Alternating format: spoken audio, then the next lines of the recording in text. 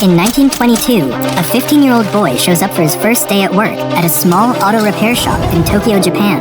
The owner, who questioned if the boy was even meant for this type of business, assigned him to clean the workshop and look after his child instead. At the time, nobody thought much of it, neither did they care, but only because they had no idea who this kid would eventually become. Fast forward a few decades, and that boy, Soichiro Honda, was now competing with some of the biggest car brands in the world, while also owning the largest motorbike manufacturer. This is the story of how one poor Japanese boy went from babysitting children to building the multi-billion-dollar brand, Honda Motors.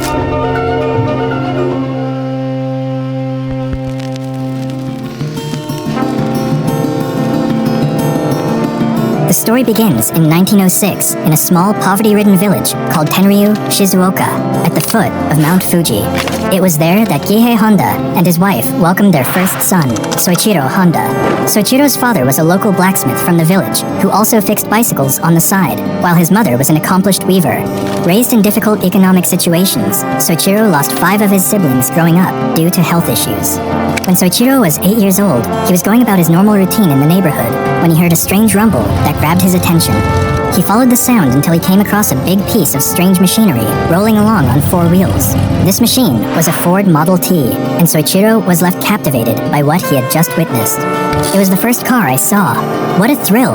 I could not understand how it could move under its own power, and when it had driven past me, without even thinking why, I found myself chasing it down the road as hard as I could run.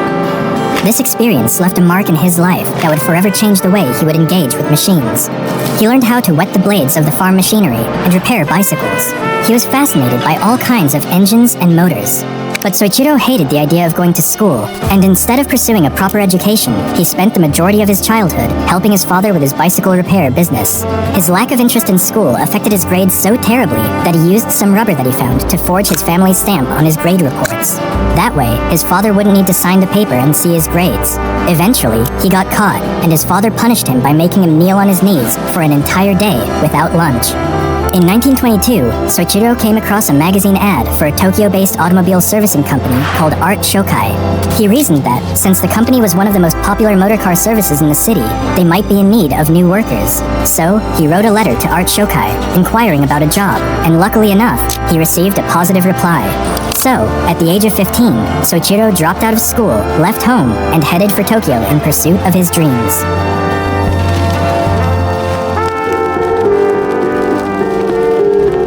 When Soichiro got to Tokyo, he was overwhelmed to see how fast and different city life was compared to the village he had come from. When Soichiro arrived, the shop's owner, Yuzo Sakakibara, had a job already prepared for him. He was to babysit the owner's child. Soichiro was disappointed to find that, over the next few months, he wasn't making any money, and the only work tasks he was assigned was to carry a baby wrapped around on his back. The only thing that made him stay was the shame of returning home a failure and facing his parents. As time went by, the owner couldn't keep up with the high demand of his automobile business, so he finally pulled Soichiro in to help him out. Even though Soichiro started out doing menial tasks, he gradually climbed his way up until he became a trusted mechanic at the company. His talent and dedication eventually caught the attention of the owner, who decided to take little Soichiro under his wing and teach him not only mechanical repairs, but the business side of the company as well. Although Sakakibara's repair work included both automobiles and bicycles, cars were not as popular then as they are today. Not only were automobiles a luxury that only people of the upper class could afford, but most of the automobiles around at the time were foreign-made.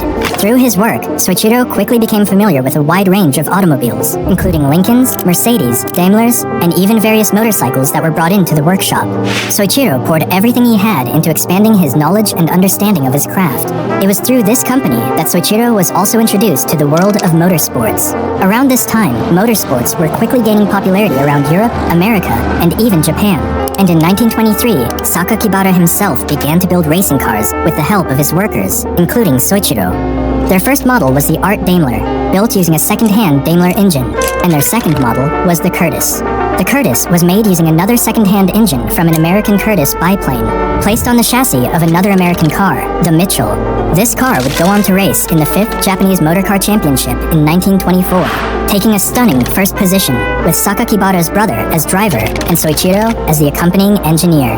It was a special experience for the 17-year-old boy, and from then on, motorsports became his religion.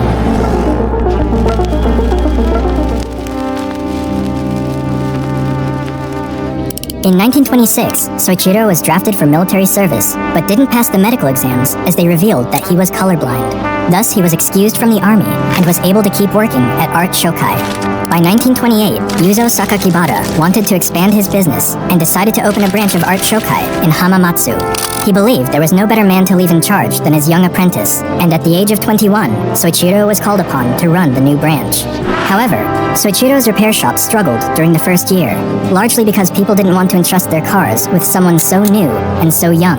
So, Soichiro had to live off the scraps that other repair shops cast aside.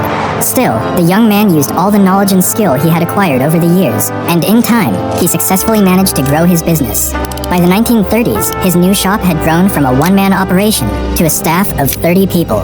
The branch grew at an incredible pace during the next few years, and with so much work to be done, Soichiro had to bring his wife in to help run the company. Even though Soichiro was known as a brilliant mechanic, he was also a prodigious racing driver, and this was another skill that helped him stand out from his peers. Inside his shop, Soichiro had built the Hamamatsu race car, in which he managed to set a new speed record by driving it up to 120 kilometers per hour, a record that stood for 20 years in Japan. However, racing at the time was far more dangerous than it is today, and in June 1936, Honda was involved in a serious crash while racing the Hamamatsu in the suburbs of Tokyo and almost died. Soichiro's left arm was fractured, his shoulder was dislocated, and his face was damaged. Despite spending a couple of months at the hospital nursing his injuries, Soichiro returned to the racetrack only 4 months later. His family, however, was unhappy with his return to racing, and after several arguments with his wife and father, Soichiro never raced again. By 1936, Honda became tired and weary of his repair work. He wanted to do more and was planning to move on to manufacturing car parts. He proposed turning the Art Shokai Hamamatsu branch into a separate company for this purpose, but the shareholders of the company disagreed with him. The investors saw that the current orders and workload from the repair shop were bringing in enough profit, and they didn't want to take a gamble on a venture they believed was unnecessary. So, Soichiro decided to open his own company to manufacture piston rings, and founded the Tokai Seiki Heavy Industry, and made one of his close friends, Shichiro Kato, the president of his company.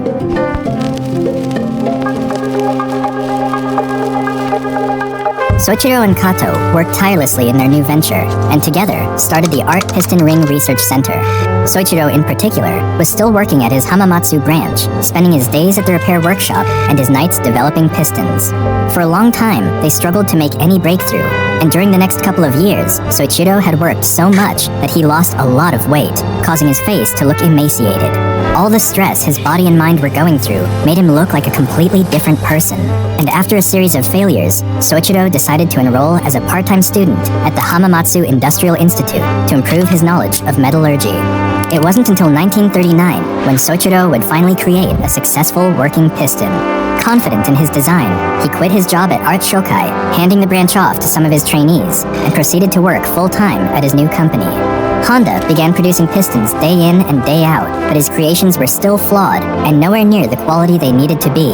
Toyota contacted Soichiro to make pistons for the company, and out of the 50 he submitted, only 3 passed Toyota's standard.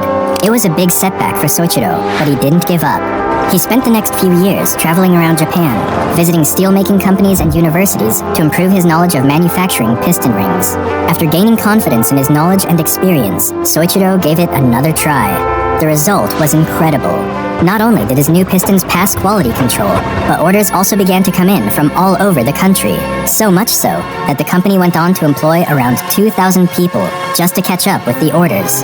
Things were starting to look great for Soichiro and his company, until Japan joined the Pacific War in 1941, and Soichiro's company was placed under the direct command and control of the Ministry of Munitions. The following year, Toyota took over 45% of the company's equity, and Soichiro was downgraded from president to the position of senior managing director. Things went from bad to worse as many male employees began to resign as they were drafted for military service, and his company began to struggle. Soichiro did everything he could to keep his company afloat, but he wasn't ready for what was yet to come. In 1944, air raid sirens began to intensify in Japan, and it became very obvious that the country was headed towards defeat. Hamamatsu was in great danger, and Soichiro's company was struck by a direct bomb blast, destroying the factory. The company would go on to suffer a second misfortune in January 1945, when the Nankai earthquake shook the region and the Iwanta plant collapsed. Japan eventually surrendered in August 1945, but by then, Soichiro had nearly lost everything. After the war, Soichiro decided to sell what was left of his company to Toyota for a sum of 450,000 yen, and publicly told everyone that he was going to take some time off to figure out what the future would hold, as Japan was left in ruins.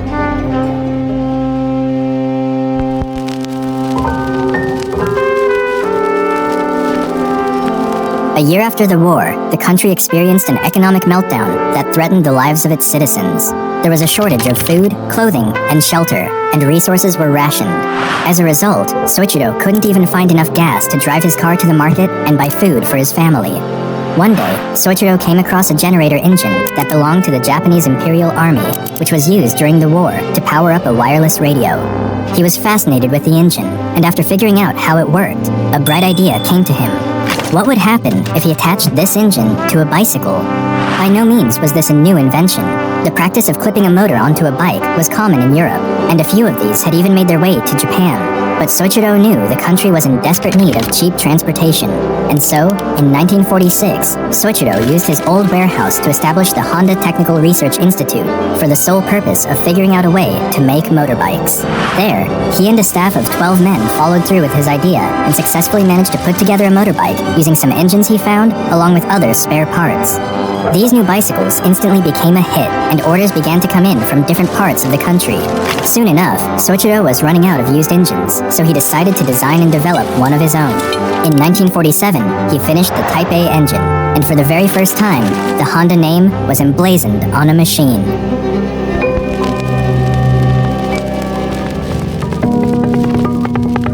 Soichiro founded the Honda Motor Company in 1948 with the initial goal of building motorcycles to help get Japanese workers around. The only problem was, Soichiro needed more money to expand his production. So, he wrote an open letter to all 18,000 bicycle shop owners in Japan, telling them that he had thought of a solution to get Japan moving again. Out of the 18,000 stores he wrote, he received positive responses from 3,000 of them, and they provided him with the money he needed to start making his first shipments. A year later, the company produced its very first complete motorcycle, the Model D.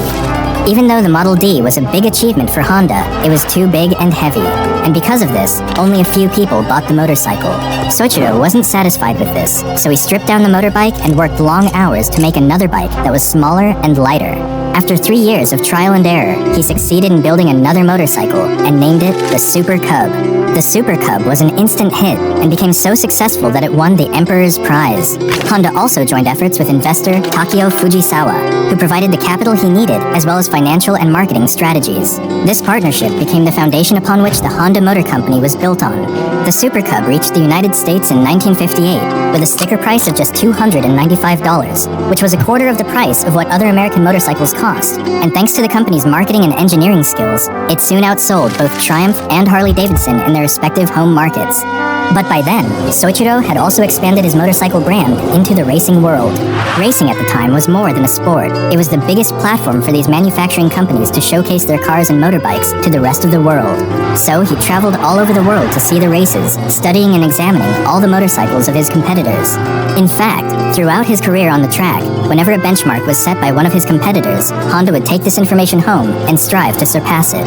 It was this attitude that took Honda motorcycles from an awful and disappointing finish at their first international race in 1954 to the manufacturer's team prize at the 1959 Isle of Man TT, the biggest motorcycle race in the world. 2 years later, Honda would win again at the Isle of Man TT, and his success on the racetrack put the Honda name on the map. By the 1960s, Honda had become the biggest motorcycle company in the world. After the release of the Honda Dream in 1949, they had produced a total of 10 million motorcycles by 1968. However, becoming the biggest motorcycle company wasn't enough for Soichiro. There was another big dream he'd been chasing since he was 8 years old, and it was none other than entering the car-making industry.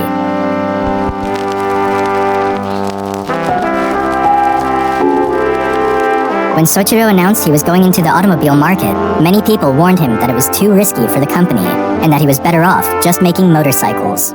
Around this time, Japan had Nissan, Toyota, and a few other companies who were competing in the tough world of the automobile market. And Japanese officials tried to convince Soichiro that the country didn't need another car manufacturer. But Soichiro didn't listen to their arguments. Honda debuted its first automobile in 1963 with the release of the T360 mini truck, a small but reliable pickup truck. Unfortunately, the mini truck never gained much traction, and it was soon followed with the company's first ever sports car, the S500. This S500 was a two-door roadster with a 4-speed transmission, capable of reaching 80 miles per hour. It was a smaller car, but it was smooth and easy to drive. But sadly, only around 1,300 cars of this model were built, making it one of the rarest Honda cars ever made. But just like Soichiro did with his motorcycles, Honda brought its cars into the racing world. The Honda RA271 made its Formula One debut at the 1964 Belgian Grand Prix. It only took 1 year for Honda to achieve a first-place victory at the 1965 Mexican Grand Prix with their new successor, the RA272. But despite its early success on the racetrack, Honda was nowhere near beating its competitors in the car market. So they took a break from racing and turned their attention to building one of the most successful cars in the automobile market, the Honda Civic. Honda debuted their new model in 1972, and in the following years, it became one of the most popular cars in the world.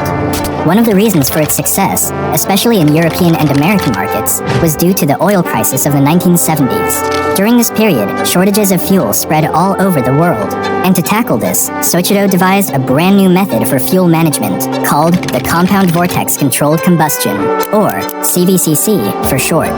This allowed people to travel further distances with their car without burning too much fuel. The Honda Civic also tackled the pollution problem caused by exhaust gases by adding a catalytic converter to its vehicles, something that other big automakers didn't consider as much at the time. And just like that, Honda was rapidly becoming popular in the automobile market. Even though Americans might have bought the Civic out of necessity, it was the Honda Accord that really changed the game. Initially, the Honda Accord debuted as a compact hatchback, but it later expanded to sedans. This new model contained the same fuel-efficient feature as the Civic, but with a better moderate size, and thanks to their wider interior space and comfort, the Honda Accord would later become one of the best-selling sedans in the automotive history. At the beginning of the 80s, the Honda Motor Company was the third largest producer of cars in Japan, and by the end of the decade, it was the third biggest car company on the planet. Soichiro Honda retired from the company in 1973, and later died on the 5th of August, 1991. Looking back on my work, I feel that I was doing nothing more than mistakes, blunders, and serious omissions. But I am proud of the achievements. Although I did one mistake after another, my mistakes and failures never occurred for the same reasons.